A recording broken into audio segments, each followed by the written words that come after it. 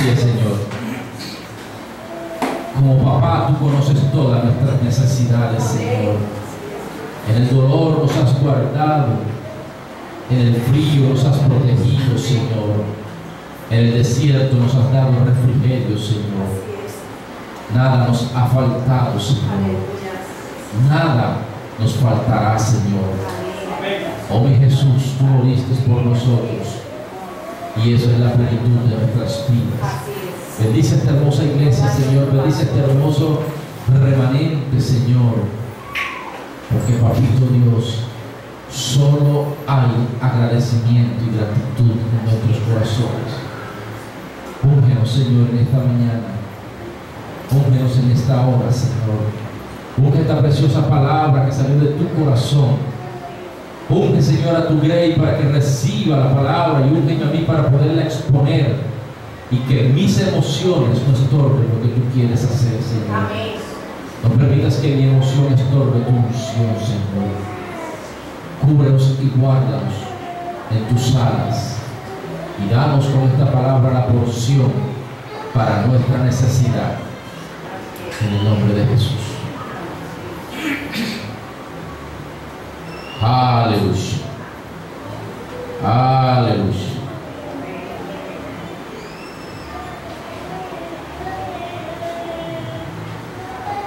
Creo que este mensaje es un mensaje que tiene que ver mucho con lo que en estos tiempos hemos estado orando y clamando como iglesia. ¿Cuántos han estado pidiendo la lluvia tardía? La lluvia en la estación tardía. Amén.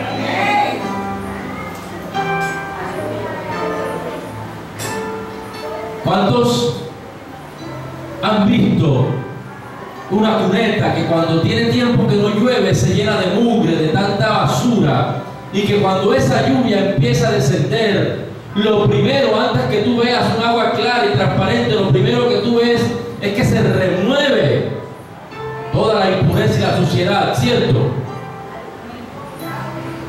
Cuando nosotros estamos pidiendo la lluvia tardía, cuando yo me metí en esto de pedir la lluvia tardía, porque el Señor me llamó a hacerlo, lo primero que pensé, que vino a mi corazón, fue: bueno, vendrán sobreabundancias de bendiciones, mañana amaneceré y empezaré a caminar sobre cantidades de bendiciones.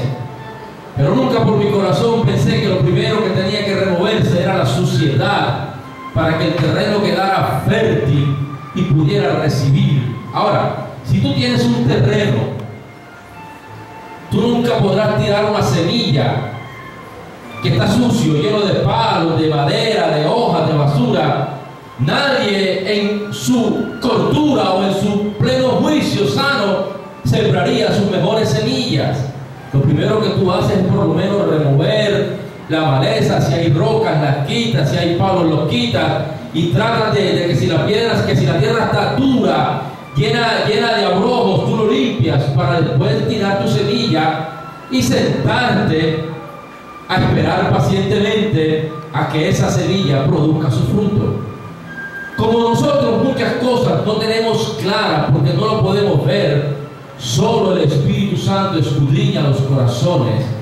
Cuando estamos orando por la lluvia en la estación tardía, lo primero que Dios empieza a hacer es a remover las impurezas y a remover la basura antes que tu semilla produzca frutos. Eso es lo que ha venido sucediendo en nuestras vidas en estos tiempos.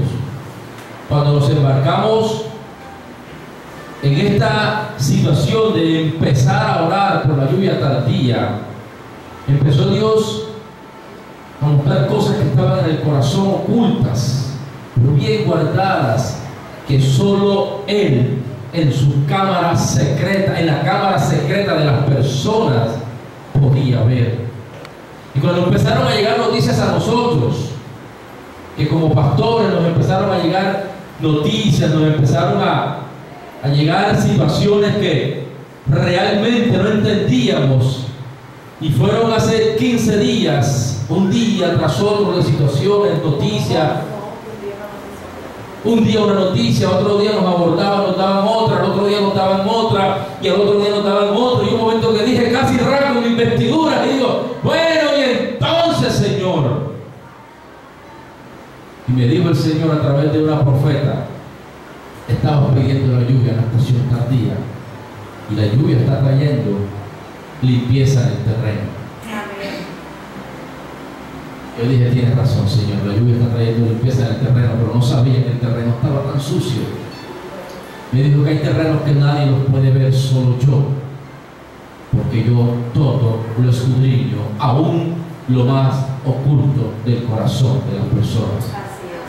Y eso es lo que Dios ha venido haciendo en estos días.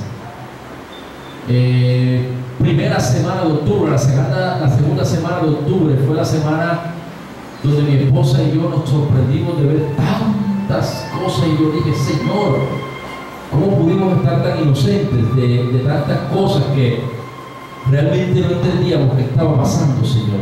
Pero Dios me dijo, hijo,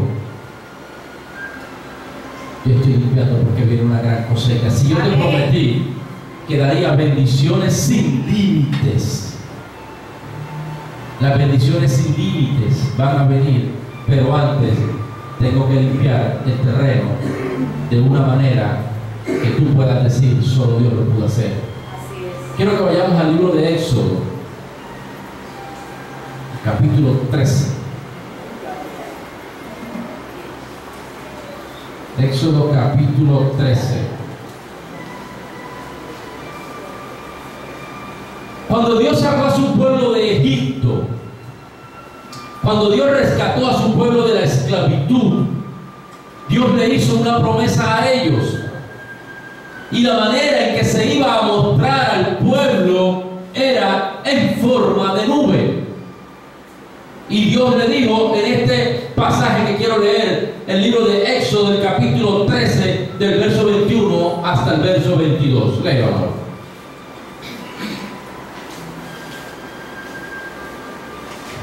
Y Jehová iba delante de ellos de día en una columna de nube para guiarlos por el camino, y de noche en una columna de fuego para alumbrarles, a fin de que anduviesen de día y de noche. Nunca se apartó de delante del pueblo la columna de nube de día, ni de noche la columna de fuego. Dios se le mostró a su pueblo como una columna de nube. Y Dios en la Escritura, a través de todo el Antiguo Testamento, se mostró como esa nube. La gloria de Él era representada como una nube para que fuera algo visible, tangible, que el pueblo supiera que Dios los estaba acompañando. Entonces, una de las cosas que el pueblo sabía cuando Dios estaba con ellos era que ellos tenían que seguir la nube. El pueblo caminaba, pero no caminaba a ciegas, caminaba mirando la nube de Jehová. Si ella se movía, el pueblo se movía. Si la nube se detenía, ellos se tenían que detener. Cuando los sacerdotes oraban, lo podemos leer aquí en el mismo libro de Éxodo, el capítulo 40, el verso 34.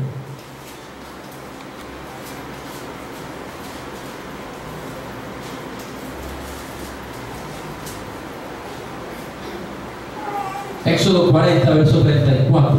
Entonces una nube cubrió el tabernáculo de reunión, y la gloria de Jehová llenó el tabernáculo. Cuando el pueblo oraba, cuando el sacerdote ministraba, la forma en que el pueblo sabía que Dios estaba escuchando esa oración era porque el templo o el arca o el lugar donde se oraba se llenaba de nube, se llenaba de humo. Una especie de nube llegaba y se introducía en ese lugar, tanto que dice los versos siguientes que no se podía ministrar, era espesa, era densa, que tú podías estar frente a alguien y no podías saber quién era, porque la nube, su presencia era muy fuerte en ese lugar. Era la forma en que Dios se mostraba a su pueblo: estoy con ustedes, los estoy bendiciendo, mi presencia está con ustedes. Ahora, lo que les dije anteriormente, Números, capítulo 9. ¿Por qué les quiero primero mostrar qué era la nube y cómo se movía la nube? Números, capítulo 9. Números capítulo 9, el verso 18 al 23.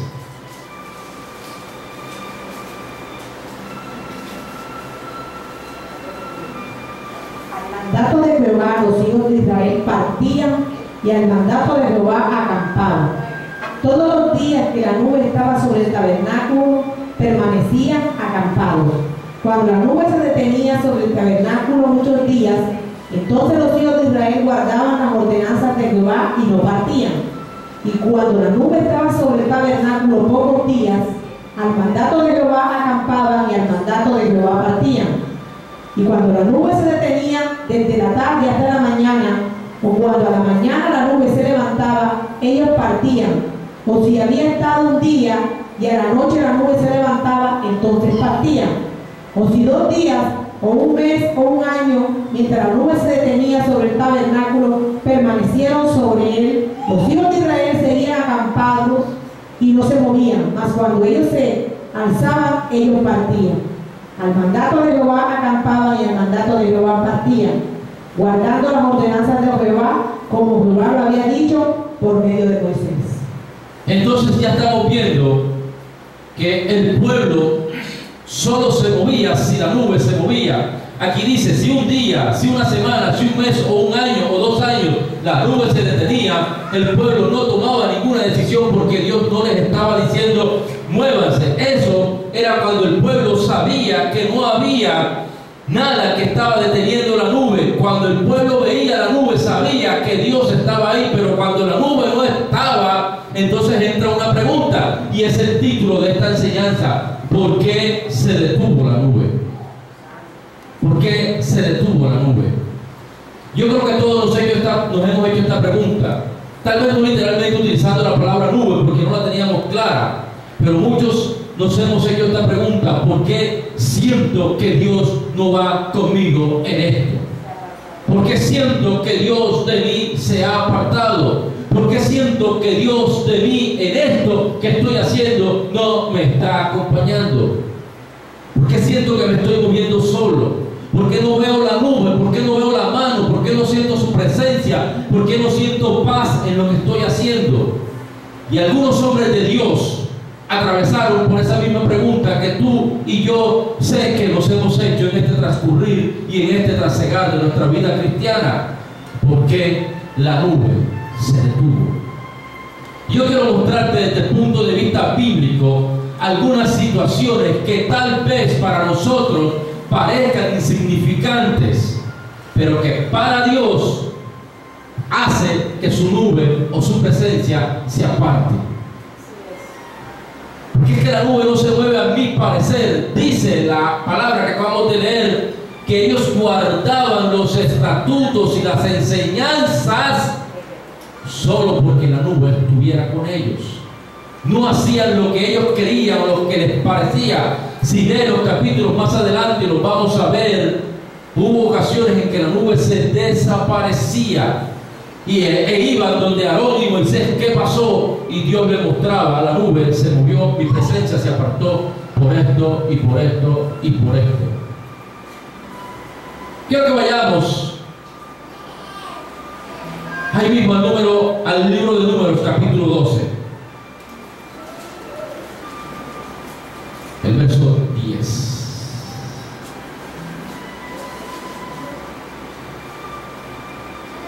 Y la nube se apartó del tabernáculo, y aquí que María estaba leprosa como la nieve. Y miró Aarón a María, y aquí que estaba leprosa. ¿Por qué se apartó la nube del tabernáculo y de Moisés, y de Aarón y de María? Por la murmuración. ¿Sabes que la murmuración hace que la presencia de Dios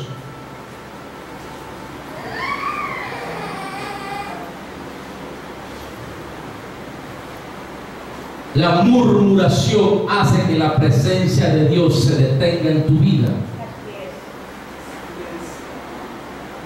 Cuando tú murmuras del hermano, de tus autoridades, cuando tú tomas a un hermano para hablar mal de otro, cuando tú tomas a un hermano o deshuesas a tu pastor, a tu autoridad, a las personas que Dios ha puesto sobre tu vida, con o sin justificación, la nube o la presencia de Dios se detiene sobre nuestras vidas. Aparentemente había una justa causa, porque ellos no estaban murmurando del líder, estaban murmurando de su hermano de sangre y de carne. Aarón y María eran hermanos de Moisés.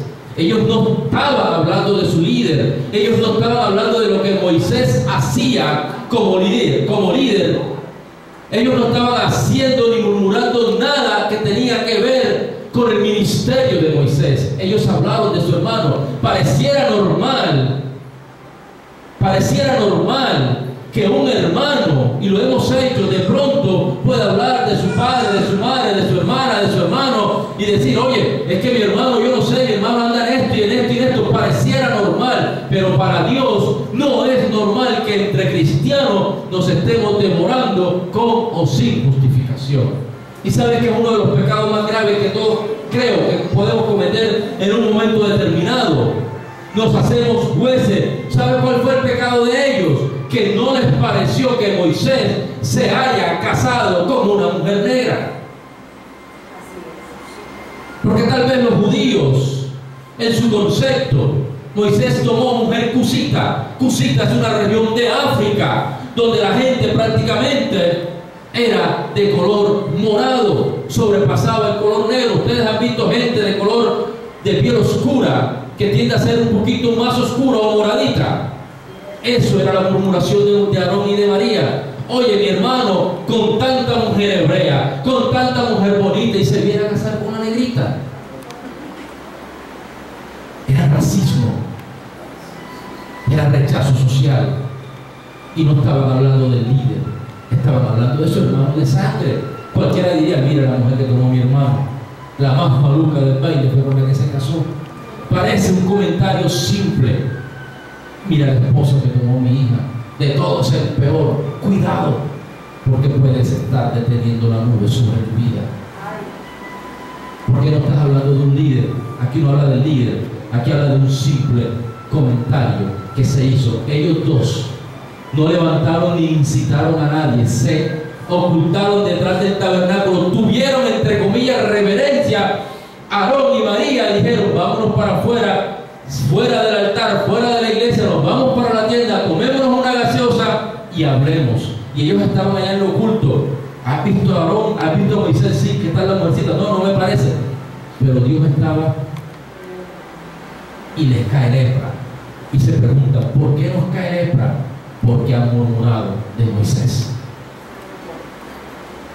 Mis amados, muchas veces no sentimos la presencia de Dios porque esta señora llamada lengua nos está haciendo que la nube se aparte de nuestras vidas. Pastor, pero yo no dije nada. Sí, pero el simple hecho de tomar un pequeño error del hermano, no para corregirlo, porque si tú le ves un error al hermano, acércate a él y dice: mi hermano, he sentido en mi corazón esto y esto. O acércate al pastor: pastor, he visto que el hermano está en esta condición, no sé, no lo noto bien, ¿usted qué dice? Y podemos acercarnos a esa persona, pero no tomes a otro. ¿Has visto a Inés? ¿La has visto a fulana? ¿Has visto a no sé quién? ¿Has visto a no sé cuándo? Mira, siempre es lo mismo. Ojo con la murmuración. Ojo con la murmuración, iglesia. Eso hace que la nube se detenga. Eso hace, dice que se apartó cuando Aarón sale a orar. Moisés, la nube se fue. Y Dios llama a Moisés y le dice: ni siquiera se atrevió. Dios no tenía ni ganas de hablarle a Aarón y a María. Se apartó y llamó a Moisés y les dijo: diles que me aparté porque murmuraron contra ti. Iglesia, ojo con la murmuración. Ojo, yo no es que diga que sea perfecto, pero si me ves un error o un defecto, te puedes acercar a mi esposa, porque yo lo tendré y por montones, pero no te acerques a otro a decirle: es que el pastor, yo estoy cansada de tantas cosas, que el pastor, y que el pastor, y que el pastor. Cuando uno habla para edificar, no para desnudar y despellejar a las personas. La intención del corazón. La intención del corazón. Cuando haces un comentario, la mira a Dios. Porque a veces hacemos comentarios que en el fondo queremos tirar una pullita o un mensaje subliminal para que otros se den cuenta de lo que ya yo me di cuenta.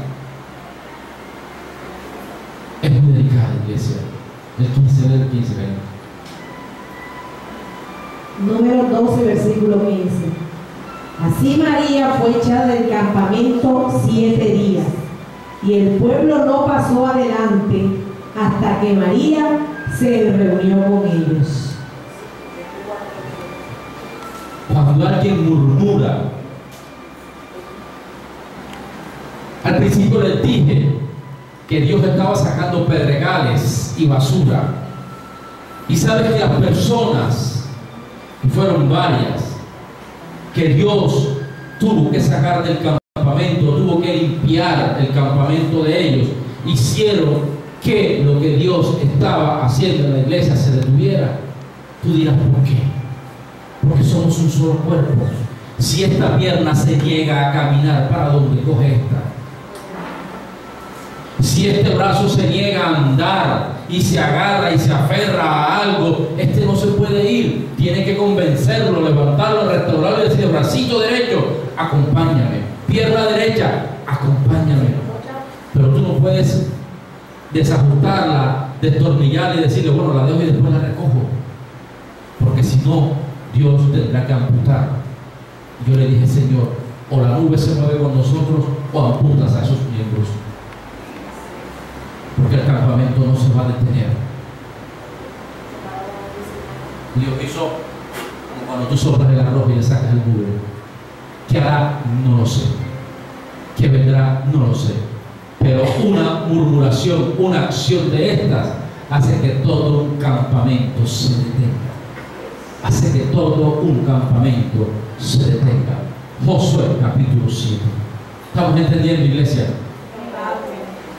Muchas veces estamos como pastor pregando, y era lo que nos pasaba en estos tiempos. Mi esposa y yo de rodillas, buscando, escudriñando nuestros corazones, decíamos, Señor, ¿qué está deteniendo la nube? Estamos intentando hacer las cosas, estamos intentando obedecerte, estamos intentando hacer esto y no hallábamos nada que en nuestro corazón nos condenara, hasta que Dios sacó a la luz y nos dijo, ellos estaban deteniendo el campamento. Ellos estaban deteniendo el campamento. Josué capítulo 7, el verso 9 y el verso 11. De 9 al 11.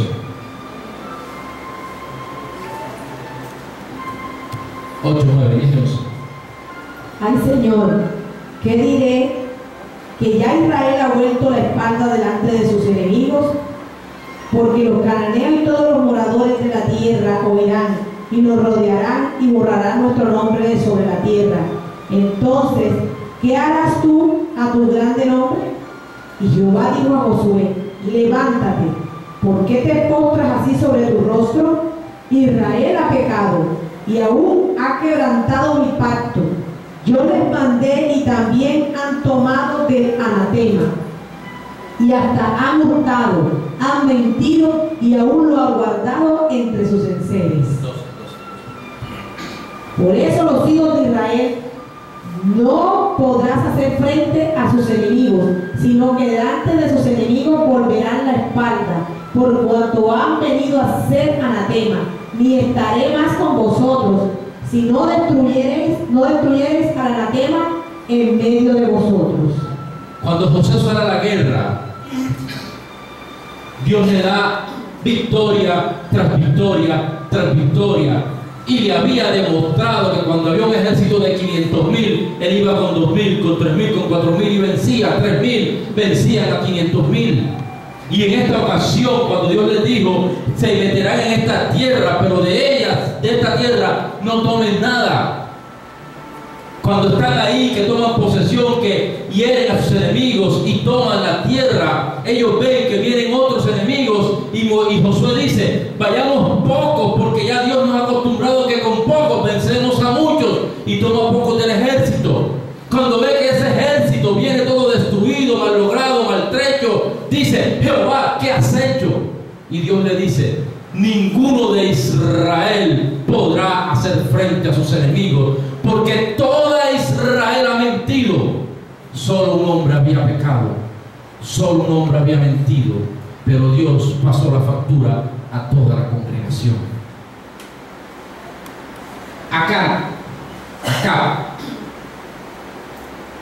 Acán había tomado un manto babilónico y un lingote de oro que le pareció precioso y codiciable y lo guardó debajo de su tienda. Cuando nadie lo veía, cuando el pueblo dormía, cuando el líder descansaba y estaba en casa tranquilo, él salió a recorrer y vio en una tienda donde sus enemigos habían perecido y dijo: este manto es mío y este lingote es mío. Nadie se dio cuenta y lo guardó debajo de sus alfombras. Cuando ve la derrota, Josué dice: ¿qué pasó, Señor? Dice: todo Israel ha mentido y todo Israel ha pecado por causa de haber guardado algo que yo dije que no. Toda una congregación se detuvo por causa del pecado de uno solo. Robar lo que Dios ha consagrado. ¿Sabes qué es anatema? Anatema es una palabra que traduce cuando Dios aparta a algo o a alguien para Él y su servicio. Nadie lo puede tocar para otra cosa. Robarte esto que es consagrado para Dios te hace un anatema y puedes hacer que la congregación frene su caminar. Si yo los tomo para hacer de ellos ganancias propias y no lo que requiere en cuanto a la iglesia, haría maldición sobre la congregación. Cuando tomamos lo que Dios nos ha dado para el uso, yo por eso no permito que ni las cámaras, ni los micrófonos, ni el computador se usen para nada que no tenga que ver. Aquí me han dicho en algunas ocasiones que presta las sillas para eventos personales. Yo no presto ni una silla porque Dios las ha consagrado. Y si yo permito que estas sillas salgan para cosas mundanas, tenlo por seguro que freno a la congregación. Porque Dios las apartó para ellas, para Él. Todo lo apartó para Él. Iglesia, cuando tomamos lo que Dios ha consagrado y mentimos justificando, porque Él dice: Acán dice: Señor mío, es que yo vi un hermoso lingote y me pareció que no era malo. ¿Sabes cómo pudo volver a avanzar el pueblo? Cuando Dios sacó y mandó a que los apedreara y la tierra se los tragó. A él, su familia, sus hijos y todo su ganado. ¿Qué culpa tenían las vacas y los burros que su amo haya pecado? Pues vi, esta es la respuesta de acá. Pues vi entre los despojos un manto babilónico muy bueno y 200 siglos de plata y un lingote de oro de peso de 50 siglos, lo cual codicié y tomé, y he aquí que estaba escondido bajo tierra en medio de mi tienda, y el dinero debajo de ellos. Y les dijo a Josué, el versículo 25, y les dijo a Josué: ¿por qué nos has turbado? Túrbete Jehová en este día. Y todos los israelitas los apedrearon y los quemaron después de apedrearlos. Y levantaron sobre él un gran montón de piedras que permanece hasta hoy. Y Jehová se volvió del ardor de su ira, y por esto aquel lugar se llama el Valle de Acor hasta hoy. Verso 24. Entonces Josué y todo Israel con él tomaron a Acán, hijo de Zera, el dinero, el manto, el lingote de oro, sus hijos, sus hijas, sus bueyes, sus asnos, sus ovejas, su tienda y todo cuanto tenían, y lo llevaron al Valle de Acor. Cuando tú pecas, destruyes tu campamento, tu familia, a veces tus hijos están transitando por caminos de maldición, porque nosotros, conociendo la verdad, le estamos heredando a ellos la maldición de Acán. Tomamos lo consagrado y nuestros hijos tienen que bregar más de lo que tenían que bregar por causa de nuestras actitudes. Iglesia, yo no sé si tú estés en esta actitud de tal vez de mentiras, justificando: es que, pastor, yo esto Dios me lo dio, pero yo considero que, ojo, que puedes estar entrando, va directico al Valle de Acor. Y yo le dije: Señor, todo el que esté deteniendo la nube sácalo. No para vergüenza, porque no hemos avergonzado hombres, sino para poder sacarlos, o para poder restaurarlos, o para que Dios los sane, o para que Dios haga lo que tenga que hacer, porque estamos clamando misericordia por ellos, para que Dios en su infinita misericordia los alcance, pero ya del campamento no se va a detener por causa de ellos. Acor significa turbación. Cuando tú vas al valle de la turbación, estás en Acor, tal vez estás siendo apedreado, ya no hoy literalmente con piedras físicas, pero estás apedreado por Satanás. Fracasaste, hiciste eso, ladrón, y esto te está lanzando piedras de día y de noche. ¿Cuántos han oído de Jonás? Vamos a Jonás.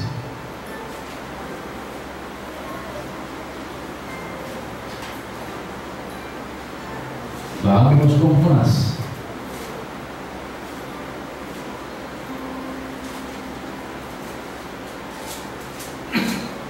Jonás capítulo 1, del 3 hasta el verso 14. Del verso 3 al verso 14. Y Jonás se levantó para huir de la presencia de Jehová a Tarsis, y descendió a Jope, y halló una nube que partía para Tarsis, y pagando su pasaje, entró en ella para irse con ellos a Tarsis, lejos de la presencia de Jehová. Pero Jehová hizo levantar un gran viento en el mar, y hubo en el mar una tempestad tan grande que se pensó que se partía la nube. Y los marineros tuvieron miedo, y cada uno clamaba a su Dios, y echaron al mar los enseres que había en la nave para descargarla de ellos. Pero Jonás había bajado al interior de la nave y se había echado a dormir. Y el patrón de la nave se le acercó y le dijo: ¿qué tienes, dormilón? Levántate y clama a tu Dios, quizás él tendrá compasión de nosotros y no pereceremos. Y dijeron cada uno a su compañero: venid y echemos suerte, para que sepamos por causa de quién nos ha venido este mal. Y echaron suerte, y la suerte cayó sobre Jonás. Entonces le dijeron ellos: decláranos ahora por qué nos ha venido este mal. ¿Qué oficio tienes y de dónde vienes? ¿Cuál es tu tierra y de qué pueblo eres? Y él respondiendo: soy hebreo y temo a Jehová, Dios de los cielos, que hizo el mar y la tierra. Y aquellos hombres temieron sobremanera y le dijeron: ¿por qué has hecho esto? Porque ellos sabían que huía de la presencia de Jehová, pues él se lo había declarado. Y le dijeron: ¿qué haremos contigo para que el mar se nos aquiete? Porque el mar se había embravecido más y más. Él le respondió: tomadme y echadme al mar, y el mar se os aquietará, porque yo sé que por mi causa ha venido esta gran tempestad sobre vosotros. Y aquellos hombres trabajaron para hacer volver la nave a tierra, mas no pudieron, porque el mar se iba embraveciendo más y más contra ellos. Entonces clamaron a Jehová y dijeron: te rogamos ahora, Jehová, que no perezcamos nosotros por la vida de este hombre, ni pongas sobre nosotros la sangre inocente, porque tú, Jehová, has hecho como has querido. Y tomaron a Jonás y lo echaron al mar, y el mar se aquietó de su furor. Y temieron aquellos hombres a Jehová en gran temor, y ofrecieron sacrificios a Jehová e hicieron voto. Pero Jehová tenía preparado un gran pez que tragase a Jonás, y estuvo Jonás en el vientre del pez 3 días y 3 noches. Este pueblo o este barco estuvo a punto de zozobrar. Eso se llama zozobrar en lenguaje marítimo. Zozobrar es cuando el barco pierde el norte, pierde todo y no se sabe hacia dónde va, es llevado por las olas. Estuvo a punto de zozobrar, estuvo a punto de hundirse y de morir todos a causa de que alguien llamado Jonás estaba rehusando a un llamado ministerial de parte de Dios. Por eso cuando nos reunimos en el servicio, cuando nos reunimos los servidores, una de las cosas que siempre insistimos es que nuestro servicio sea hecho por amor. Porque yo no quiero que venga un servidor obligado por presión, por pena, y que vaya a hacer que el barco se detenga porque su servicio está siendo entregado de mala manera. Por eso hoy es un llamado: si a alguno le está costando servir, al final puede acercarse y decir: pastor, yo no quiero que el barco se hunda ni se detenga, porque Dios, tarde que temprano, no va a permitir que este barco llamado Iglesia Familiar de Avivamiento se hunda, sino que tendrá que arrojarlo al mar. Y yo no sé, en aquel entonces se lo tragó un pez. A ti te irá a comer un barbudo, porque si te tiran en la ciénaga a la Virgen, te comerán serán los barbudos.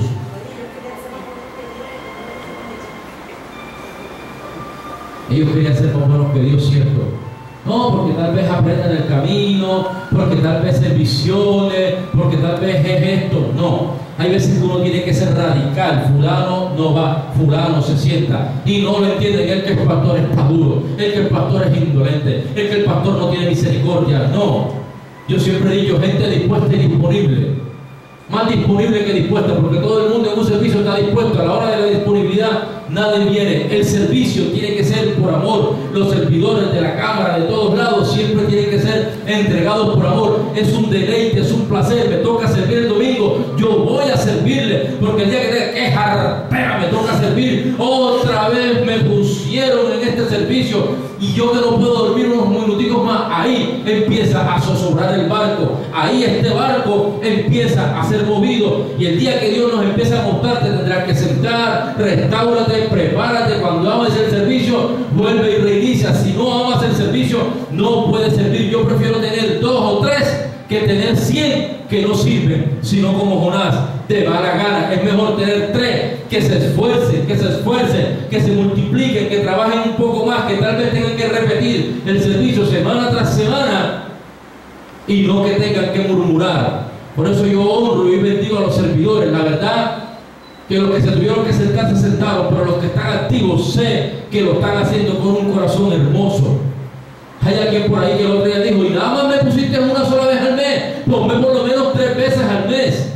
Llamó a la persona que organiza el servicio y le dijo: solo aparecí en la lista una vez, por favor, quiero servir. Anheló servir. Iglesia, el servir de mala gana a Dios, y no solamente dentro de la iglesia, sino que tal vez Dios te dice: ve donde fulano a visitar, ve donde tal persona a llevarle un mensaje, ve donde tal persona a orar por ella, y tú vas y dices: que ya estoy cansado de orar por María José, siempre lo mismo, hoy María José no cambia. Perdón, es un solo ejemplo. Eso es ir como Jonás. Hacerlo de esa manera es hacerlo de la manera como Jonás. Dice la Biblia que Jonás fue enviado a Nínive. Nínive quedaba hacia la derecha, por decirlo, y él cogió hacia el otro lado, y aún se esconde debajo del barco y entra en pesadez. Cuando tú veas un dormilón al lado, dile: oye, dormilón, debe ser que te apartaste del servicio. Porque parece que cuando tú te apartas de... Aleluya, gracias, amor. Cuando tú te apartas, cuando tú estás en avivamiento y en el fuego no te deja dormir. Tú te mantienes avivado, te mantienes activo en la salsa, no te deja descuidar. Pero cuando tú ves al lado de un dormilón, te apartaste de la presencia. Despierta. Te doy permiso para cuando veas a alguien al lado y dile: Jonás, dormilón, despierta. Es sinónimo. Porque cuando algo está avivado, ¿quiénes van a un partido de fútbol y se duermen? Yo no encuentro a alguien que vaya a un partido de fútbol. O sea, no lo hay. La gente está gritando, y si el equipo puede ir perdiendo 100-0, pero están aspirando que por lo menos un golcito haga, y hasta el final salen peleando y pateando, pero salen animados, pero vienen a la iglesia. Eso es sinónimo de que la presencia de Dios se está apagando y estás haciendo un servicio, simplemente un acto de presencia. Ojo, no hagas que el barco se sacuda. Es tiempo de empezar a decir: Señor, renuncio al espíritu de Jonás. Sí, iglesia, esas pequeñas cositas hacen que el barco se sobre. Y esta gente quiso ayudar a Jonás Y Jonás mismo le dijo, tírenme. Y empezaron a clamar y a clamar, tírenme. Y empezaron a clamar hasta que ellos ya supieron que no había más nada que hacer. Tirémoslo al agua. Ellos no sabían que el pez venía. Ellos lo tiraron sabiendo que iba a morir. Tal vez ellos, eso era lo que pensaban. Si lo lanzamos en este mar se va a ahogar. Porque no sabían que un pez venía a ayudarlo. Nadie lo sabía, el mismo Jonás. Ese era un plan preparado por Dios. Pero aún arriesgaron sacrificar a uno por salvar a muchos. Dios a veces no es que sacrifique, tiene que sacar a uno para que el barco siga andando. Dios a veces tiene que bajar a los Jonás para que el barco siga andando. Porque este barco no se va a hundir. Y si este Jonás se llama aún mañana o pasado Héctor Maya, Dios tendrá que bajar a ese Jonás. Porque este barco no es mío, es de Él. Y sea quien sea, mi esposa, quien sea, Dios tendrá que bajar, pero el barco sigue su marcha y va a llegar a puerto seguro. Porque aquí el único que tiene el puesto asegurado es el Espíritu Santo, que es el capitán. Los demás solamente somos unos Jonás que si nos apartamos tendremos que rendirle cuentas a Dios. Así que, iglesia, te estás dando cuenta cómo pequeñas cosas pueden hacer que el barco, que la nube, que la presencia de Dios se aparte. Aquí hay otro. Segunda de Samuel, el capítulo 11.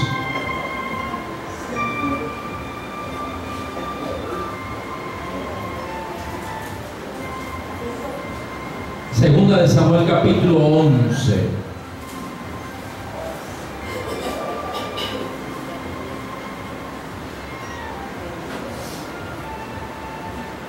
El verso 27.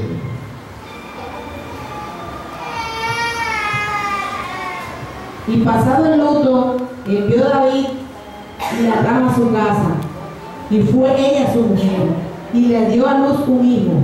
Mas esto que David había hecho fue desagradable ante los ojos de Jehová. ¿Cuál fue el pecado de David?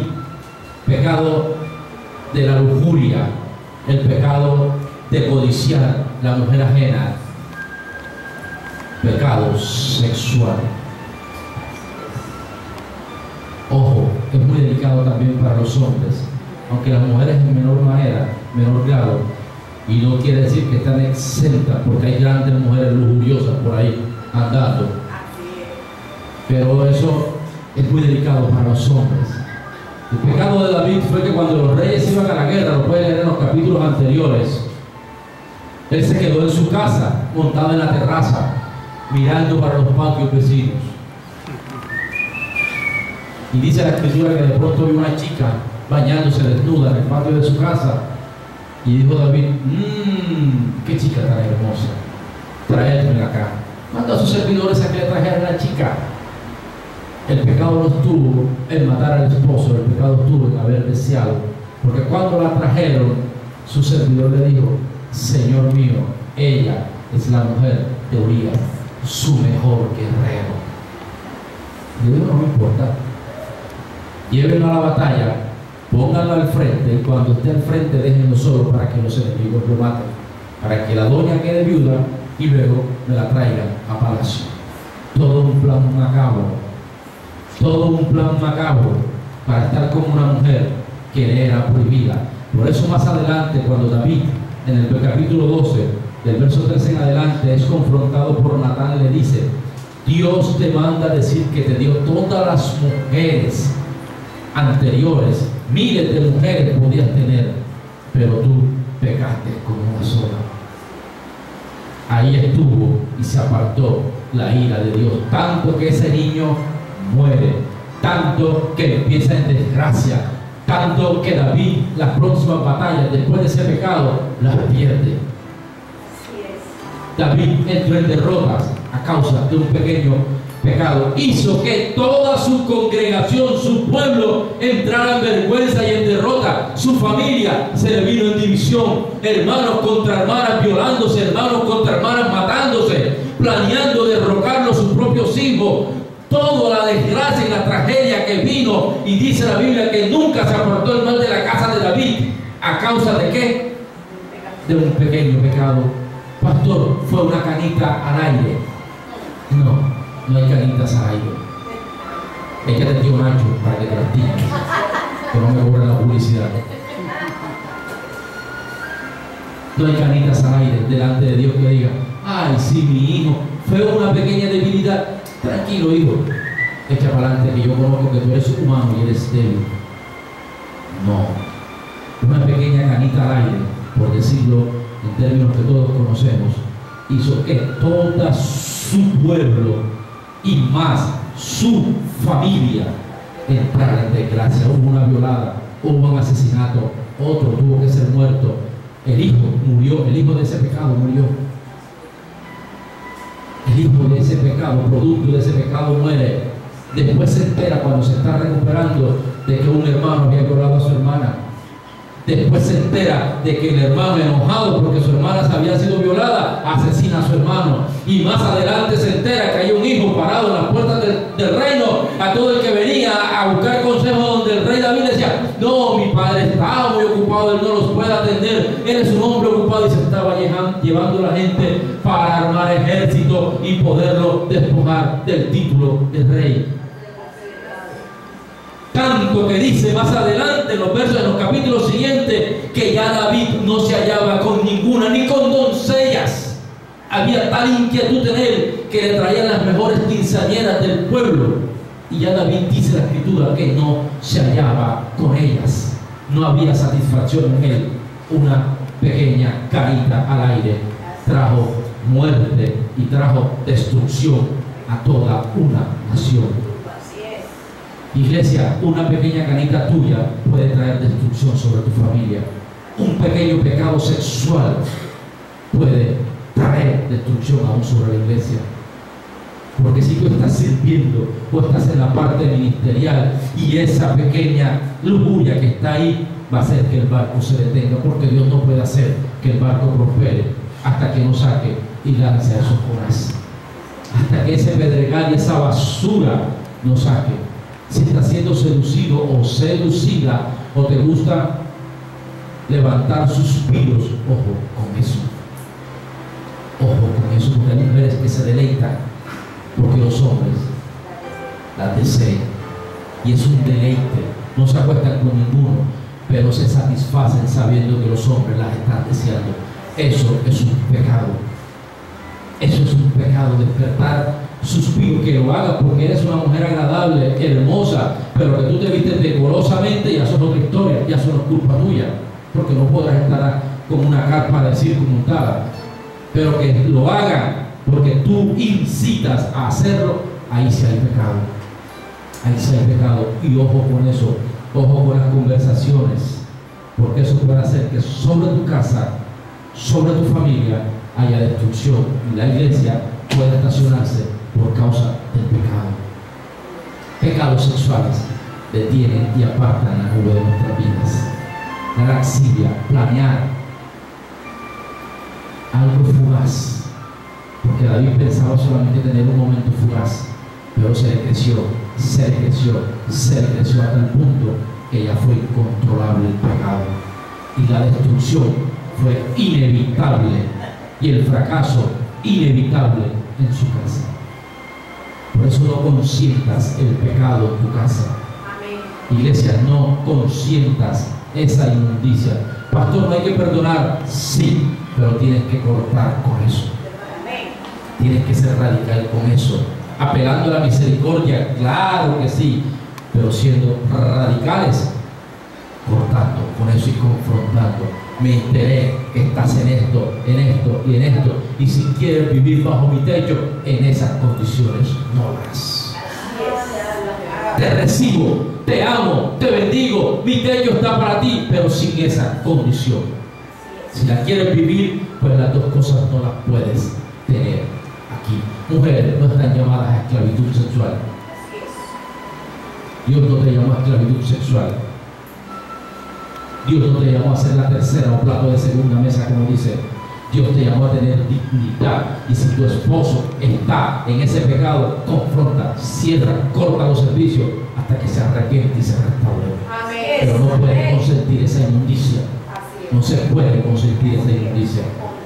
Porque todo se detiene, todo se frena. Y tú dices, pero yo estoy tratando de hacer las cosas bien. Tal vez no eres tú, pero alguien a tu alrededor se lo está consintiendo, se lo está permitiendo, y eso está trayendo destrucción y muerte.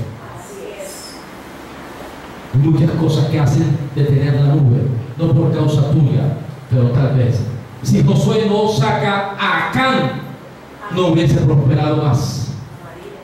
Si Dios no manda a Natán para confrontar a David, tal vez hoy día los descendientes, Jesús no hubiese descendido de David, sino que Dios se hubiese valido de otro. Si Moisés no confronta a Aarón y a María, jamás el pueblo hubiese entrado a la tierra prometida.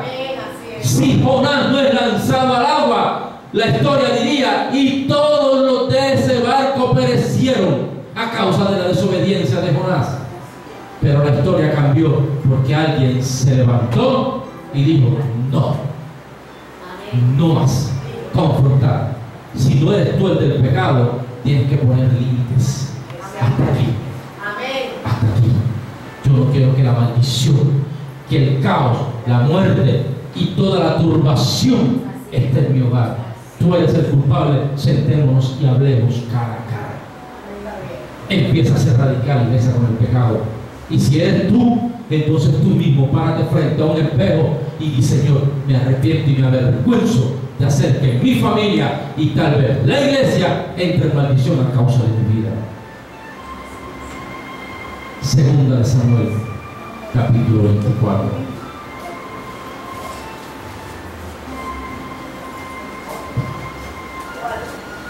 Segunda de Samuel, capítulo 24.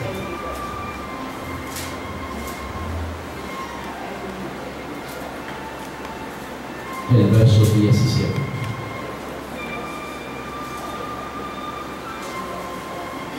Y David dijo a Jehová, cuando vio al ángel que destruía al pueblo, yo pequé, yo hice la maldad. ¿Qué hicieron estas ovejas? Te ruego que tu mano se vuelva contra mí y contra la casa de mi padre. Algo insignificante para cualquiera. Cuando Dios llama a David, le hace una promesa a través del profeta Samuel y le dice, David, tú conquistarás reinos.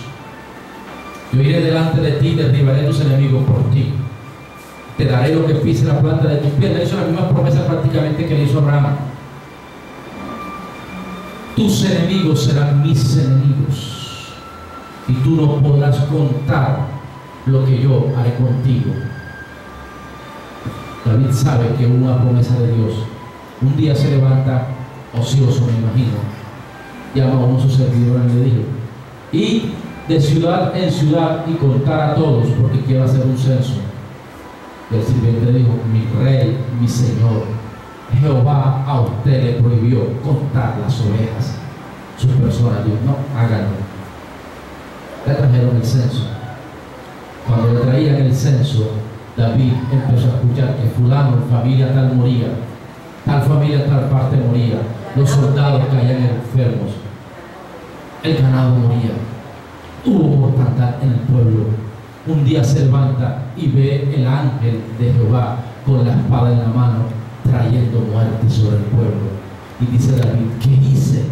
Dios le dice, yo no te mandé a contar el pueblo, tú lo contaste y ahora hay muerte sobre el pueblo. Cuando Dios te da una promesa, dudar de ella, más que incredulidad, puede haber o puede hacer que Dios traiga parálisis y destrucción en nuestras vidas. Dios es galardonador de los que le buscan. Lo contrario es de los que creen. Lo contrario es no te da galardón, te quita lo que tienes. Cuando tú tienes una promesa de Dios, independiente de lo que veas, tienes que seguir. Amén. Porque muchas veces todo se vuelve un caos y tú dices, ¿qué pasó?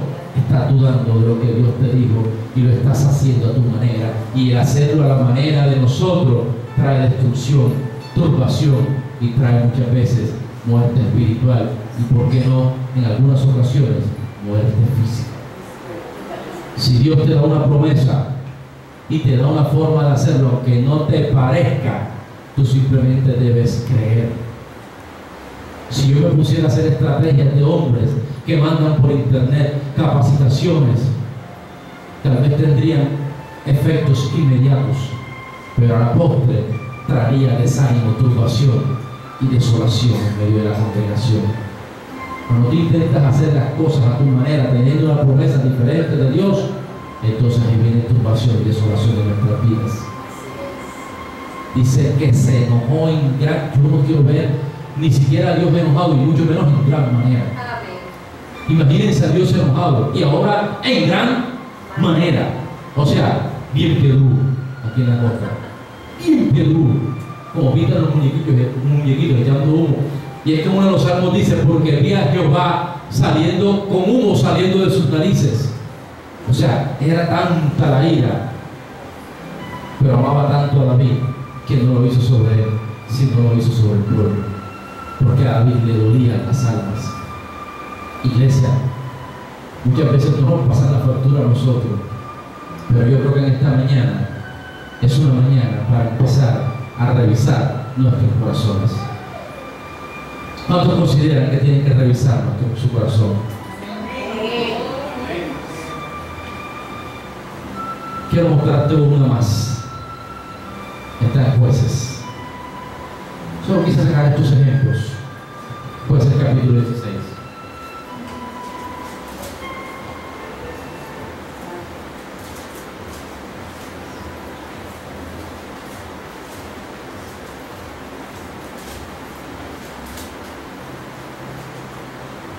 Jueces 16, verso 20.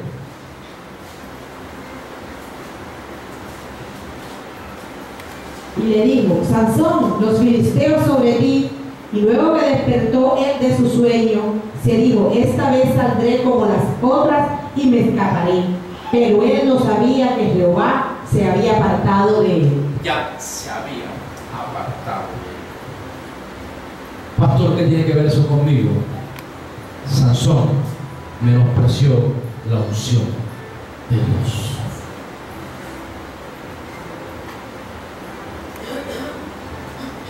Tomar la palabra unción para cosas mundanas es menospreciar las cosas santas.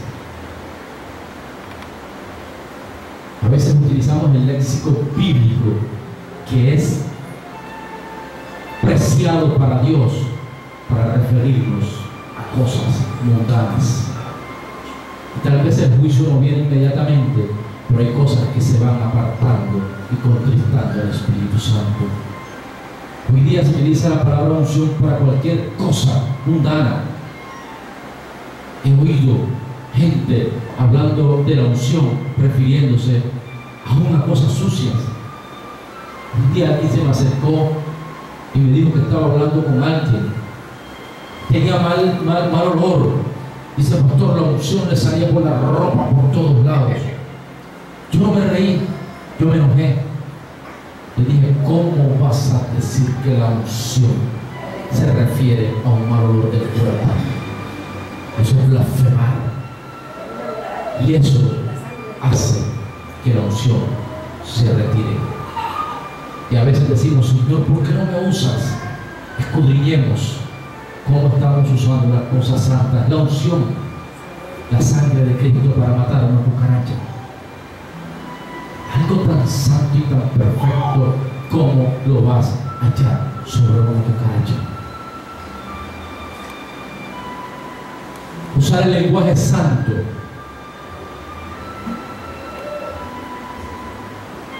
Recuerdo un día que estaba en la iglesia del apóstol Johnny Copete y alguien había hecho un curso de desinfectantes y de cosas así, y se acercó y le dijo: pastor, monté mi empresa y le voy a poner desinfectantes y trapeadores Shekinah. Yo pensé que yo ni copete, porque era una persona pequeña, lo iba a coger por el cuello, lo iba a lanzar de la ira que cogió el apóstol. Y dijo, nunca tomes el nombre santo para algo mundano y menos para un trapero. Alguien hace un rato me dijo que le iba a poner a un negocio la gloria chequina. Yo le dije, no lo hagas. Lo hizo. Yo le dije, no puedes ponerle a algo la gloria de Jehová en un trapero. ¿A quién le gustaría que le pusieran su nombre y apellido a un perro? Yo le pregunto. ¿A quién le gustaría que le dijeran, mira, Héctor Maya,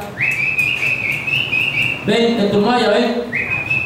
A nadie le gustaría, porque a Dios le tiene que gustar que su gloria Shekinah esté en un trapero, o en un desinfectante, o en una mesa de comidas.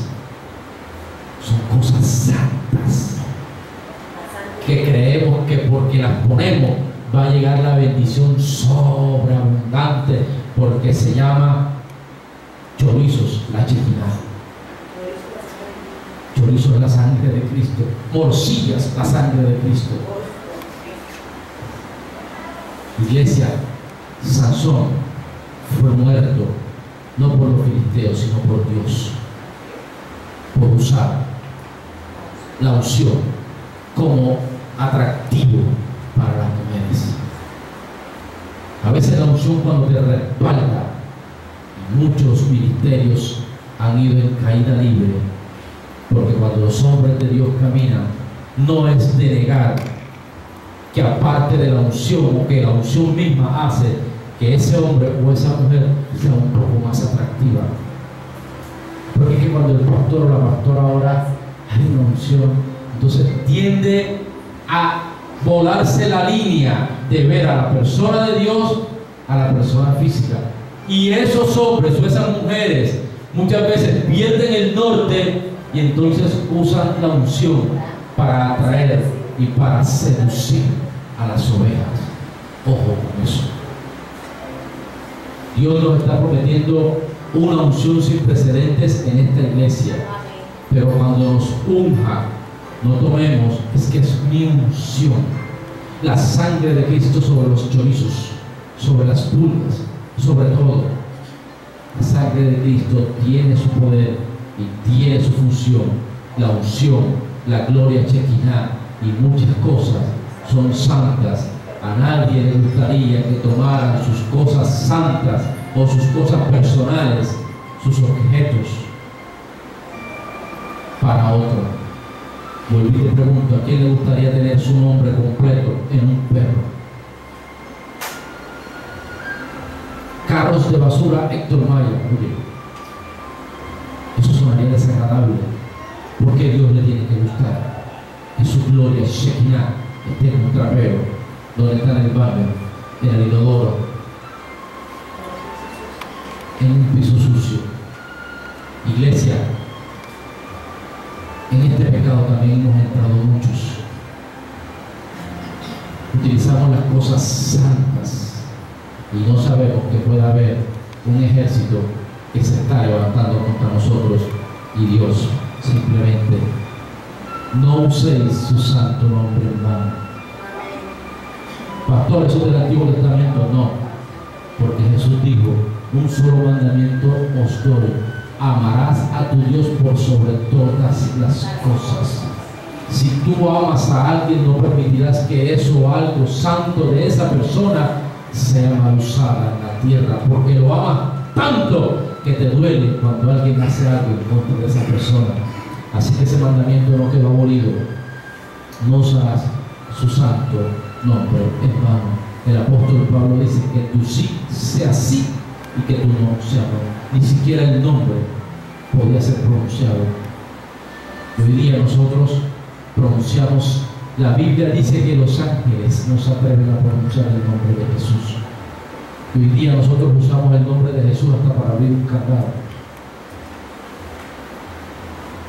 El Espíritu Santo lo queremos meter hasta para lavar un caldero. Él es nuestro ayudador, pero no es mi lavacaldero. Él no es mi lavacaldero. ¿Cuánto llamarían al pastor para que le fuera a bañar el perro? Si no lo hacen conmigo, Pastor, venga a lavar el perro que no he podido. Yo no me atrevería a llamar a alguien que respeto para que me venga a lavar el perro, que me venga a quitar las telarañas. Eso es irreverencia, irrespeto, y hace que el Espíritu Santo. Pastor, es que hace tiempo que el Espíritu Santo no me habla. Pregúntale si tal vez está contristado, porque pudimos haber utilizado su santo nombre en vano. Ponte en pie, que sí.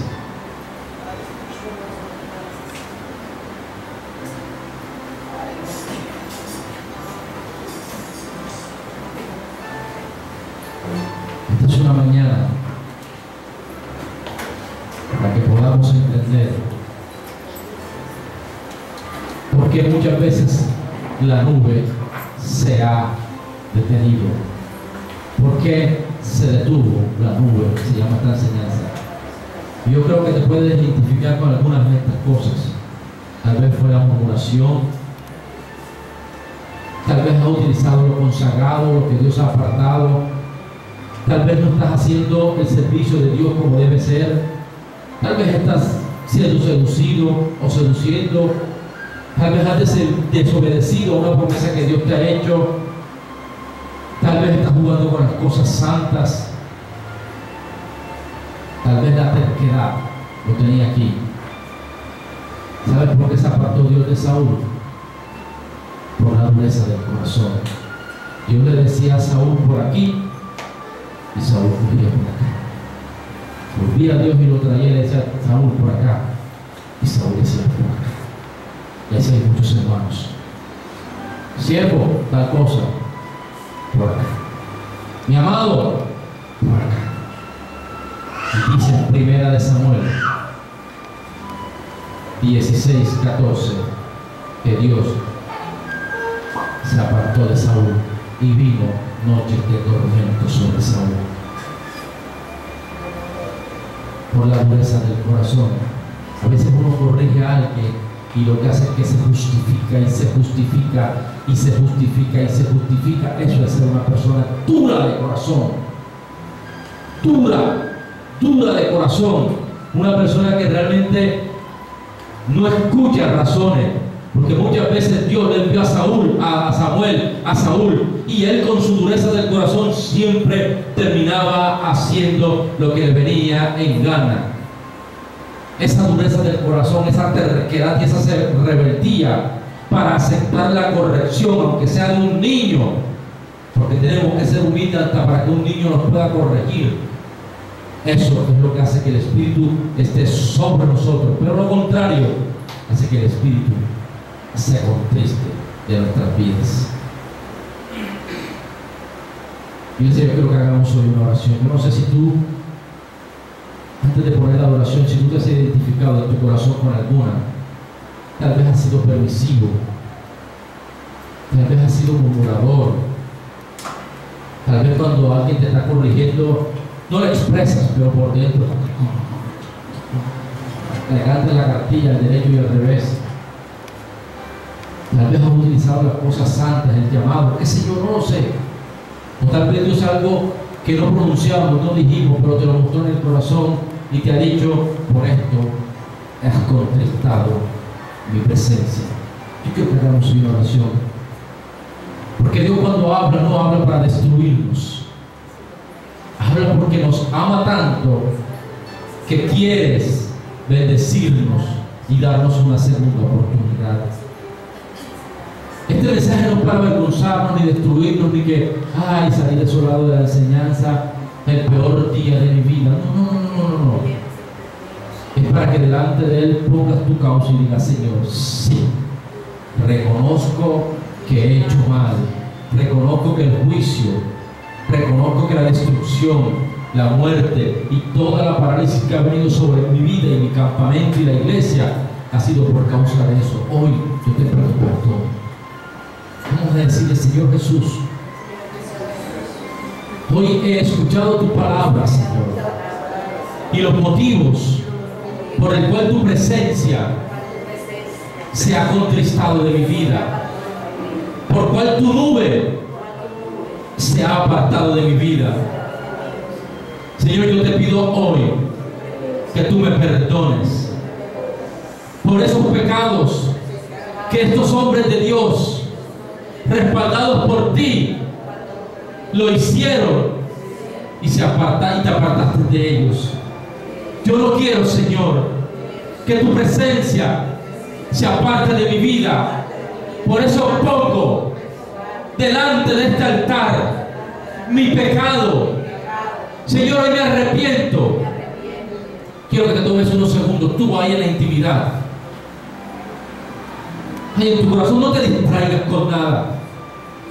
Déjalo Jonás si estás durmiendo al lado tuyo, pero no te distraigas por nada. No mires a nadie. Este es un asunto entre el Espíritu Santo y tú,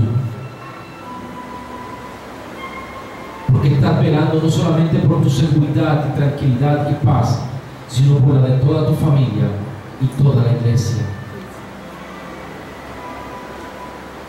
Y el Espíritu Santo escudriña mi corazón, porque como los hombres del barco he querido ser más bueno que tú, y tal vez he permitido a ese Jonás, sabiendo que a causa de ese Jonás mi barco está siendo zarandeado, está siendo azotado por fuertes tormentas y vientos. Tal vez he permitido que ese Acán, porque amo a ese Acán, haya metido ese lingote y ese manto delante de mi vida.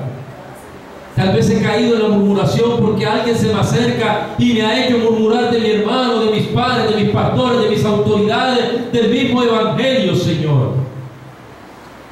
Padre, reconozco que he ido de mala gana en muchas ocasiones al servicio. Reconozco que no he entendido cuando tú me has prometido algo y he querido resolverlo a mi manera. Cuando he dudado de lo que tú me has prometido, de lo que tú me has dicho. Padre, reconozco que aún tu sangre la he querido usar para cosas vanas, aún hasta para lavar un caldero. He pedido que vengas, Señor. Tú eres mi ayudador, mas no eres mi lavador de calderos o de ropa sucia, Señor. No eres mi sirviente, soy yo quien te debo servir a ti, no tú a mí, Señor. Pero tal vez he estado jugando con la seducción. He tenido que ser radical con alguien, pero no lo he hecho porque me llama, me encanta lo que me dice o me encanta de la forma como me habla, Señor. Y eso está trayendo juicio sobre mi familia. Padre, tal vez cuando me corrigen no me gusta, me da rabia. Y aunque mis labios no pronuncian palabra alguna, por dentro yo murmuro. Por dentro todo lo critico y lo señalo, porque no me gusta nada de lo que pasa, Señor, en este lugar. Señor, yo pido que tu sangre preciosa venga sobre cada uno. Señor, que como dijo David, hoy que esta oración sea la ofrenda para detener la mortandad en cada uno del campamento, Señor. Padre, yo levantaré semillas, Señor, como pastor, para que la mortandad que vino sobre este campamento sea detenida, Padre. Padre, en el nombre de Jesús, no lo sabía, me lo estás diciendo, Señor, como cabeza. Yo hoy levantaré semilla para que toda mortandad, porque David levantó en la villa de Araúna, Señor, una ofrenda, un holocausto, para que la mortandad se detuviera. Yo hoy levantaré una semilla. No la traje porque no lo sabía, pero al llegar a casa levantaré una semilla, Señor, para detener la mortandad que hubo en Ifa a causa de toda desobediencia, tanto mía como del pueblo, Dios, para que te sea agradable y tu bendición pueda fluir plenamente, Dios. Yo soy ese David que hoy se levanta para levantar iglesia. Si alguno, Dios le ha dicho, levanta una semilla para que detenga la mortandad, no puedes hacer. O si consideras que solo una oración es suficiente, bien puedes hacerlo. David detuvo. Ahí está en la Biblia. Compró miles de becerros, compró miles de ovejas y de vacas, para que pudiera detener Dios la mortandad en su campamento y volviera a estar la presencia en él. David era un hombre que corría apresuradamente a levantar holocaustos, ofrendas en el altar de Dios, cuando Dios se había apartado de él. Solamente te digo, tú lo puedes hacer. Yo lo voy a hacer como pastor. Levantar una semilla en el altar. No lo sabía, Dios me lo acaba de revelar. Pero te digo, iglesia, si tú consideras que puedes levantar una semilla, hazlo. Pero si no, pasa aquí al frente para ministrar. Porque Él sabe tu necesidad. Él conoce. Él no te abandonará. Él te habló para bendecirte, iglesia. Pasa acá al frente, iglesia, para ministrar. Si estoy cansado, siento tu amor en mi corazón. Eso es lo que Él quiere que sientas en esta mañana. Su amor. Oigo tu voz. ¿Cuántos oyeron la voz de Él? Solo no estás.